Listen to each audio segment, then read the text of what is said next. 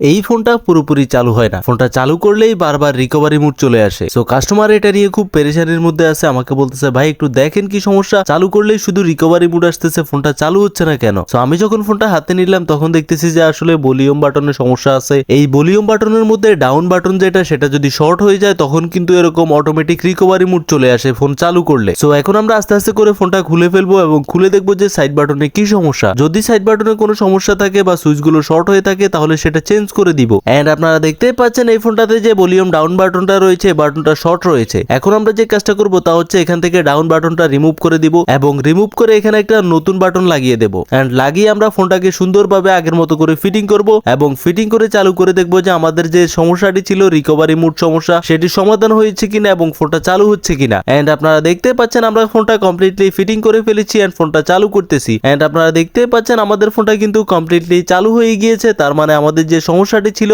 সেই সমস্যাটির সমাধান হয়ে গিয়েছে।